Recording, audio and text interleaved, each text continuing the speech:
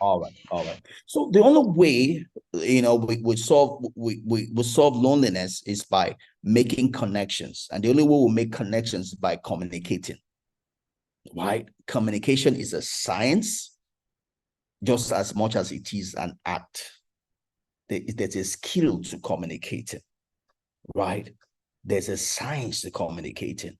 The science tells us about the boundary conditions, the effects. It tells us about the points. It tells us about the rule of thumbs and all of that. All of those are useless if you don't use them, if you don't use them skillfully, right? So when you talk about communication, it's both a science, a body of knowledge, and it's also an act, something you have to do, and you become more skillful and better at it by doing it. The same when we talk about prayer. Prayer is a science and it's an act. There are boundaries, conditions to prayer, how to pray. Whether you're praying prayer of faith, prayer of that, tongues, all of that. That's a science. All of that is useless if you cannot imbibe the act of praying itself. You only get better at praying by praying, not by filling your head with praying.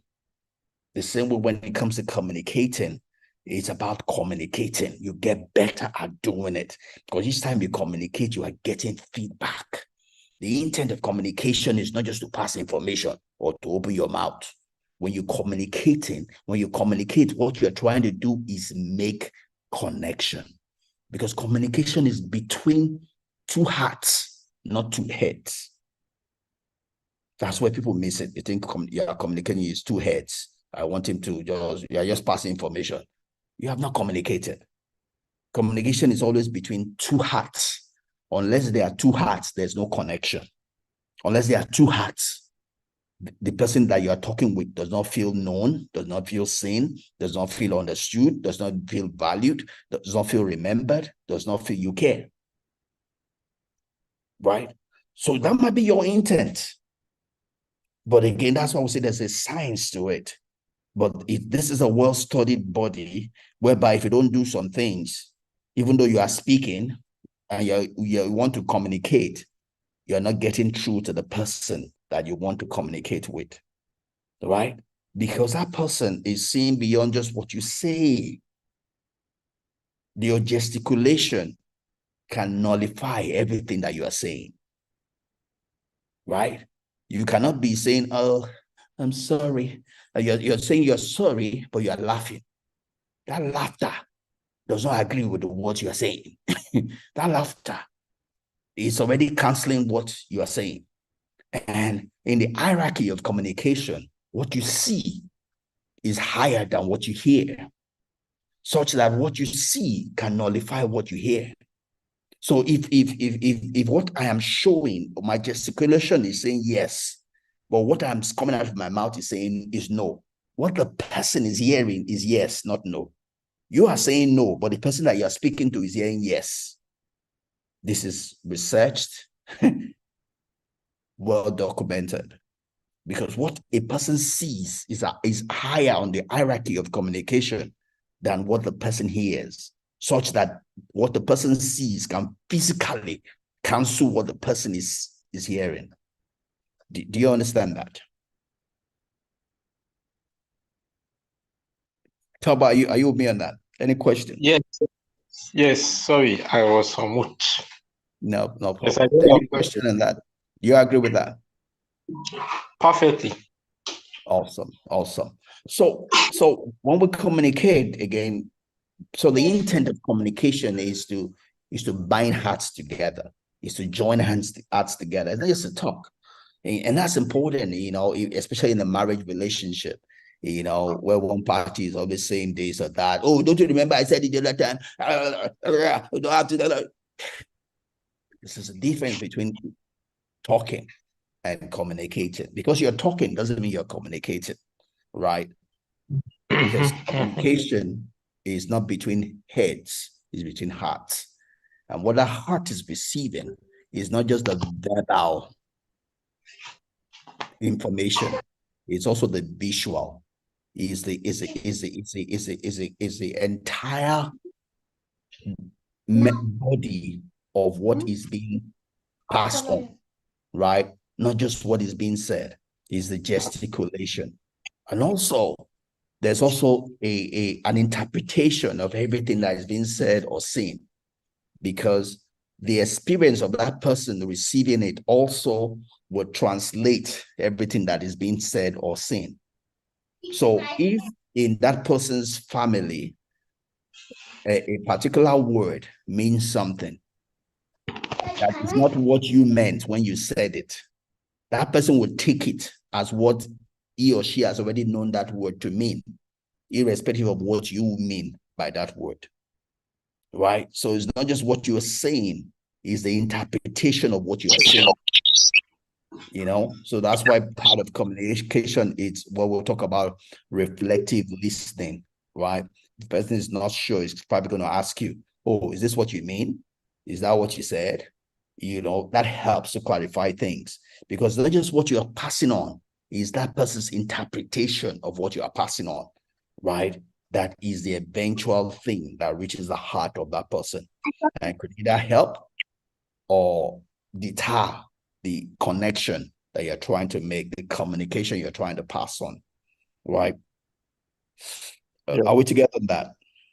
Yes, yes. All right. So sometimes part of communication is human touch, physical proximity,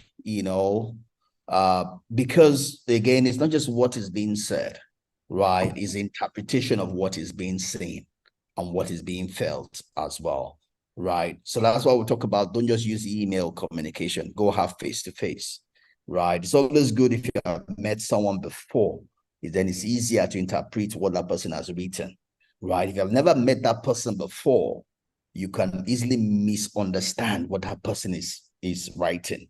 So when we talk about communication and all you're doing is email, that person does not fully understand what you are saying in the email or what you are putting on social media. Because if that person has never met you before, because what the person is receiving from you is more than what you are informing the person. It's that person's interpretation of what you are writing is based on the knowledge or perception of that person, of that person's perception of who you are. Two people can say the same word, but it means entirely two different things to the person receiving it, because that person is interpreting the word based on the knowledge of the person. Do you understand that? Yes, yes. Right. So it's not just the word, it's also the interpretation of who you are. Right. So all of that come under the body of the science of communication. So we use all of these in the skill of communication as we try to form connections, have engagements, and that helps us. I could also not help us, right? And that's because we're social beings, right? We're social beings. We're not machines. We're not robots, right? We're affected by emotions. We're affected by vision, what we see. Someone says a word, we see something. What we see might not be the same as what the person is seeing. But the intent of communication is that what the person that is saying something sees should be what the person that is hearing it sees, right? But like someone rightly said, the biggest problem with communication is when we think we have communicated when we have not. Because that person is not seeing what you're seeing, you have not communicated. You have only just spoken, right? The intent is that that person will see what you see. That person will feel what you feel, right? And that might be limited, by all the things we've spoken about so far, right? So part of a skill of communication is being able to overcome this limitation. Because if you don't overcome those limitations, you are not going to connect with that person. That person is not going to feel, that person is not going to feel known, is not going to feel seen, is not going to feel understood, is not going to feel valued, is not going to feel remembered, it's not going to feel cared for. And if that person doesn't feel any of these, you cannot have a social engagement with that person. That person, you're just eating off the surface, right? So Because we're social beings, we need to take cognizance of all of these. If we truly want to have connection with one another, if we truly want to engage with one another, if we truly want to have relationship, that will bless us, and increase us and give us life, So as social beings, we live in families, and the Bible would say that God puts the lonely in families, right? Because we're social beings, right? We are not designed to exist alone. A loner does not live long, right? We're not designed that way. God did not create us to be alone. Even when he created the first one and left him here, he said, it is not good. It is good. So he himself saw it is not good. Ever before that, everything was saying, it was so good, night and day. So good, night and day. So good, night and day. The first thing God found out that is not good is that for man to be alone. And that's not just in marriage, it's general relationship. We are created to relate with one another. Our essence is not found inside of us. Our joy, happiness is not found inside of us. It is found in our relationship with other people, our engagement with other people. That is where we find our essence, our reason for being here.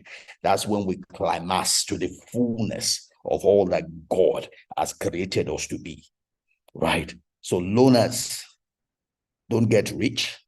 Loners don't live long. Loners don't have the quality of life that God has created us to have, right? So we try best when we're in the company of other people, not alone, right? We sure need each other to fulfill our needs. We need each other to express our thoughts and feelings too, because to the intent that we want to feel known, want to feel seen, want to feel understood, want to feel valued, want to feel remembered, and want to feel cared for, right? When we don't have these things, then we don't feel complete. We'll feel like we're missing out on something.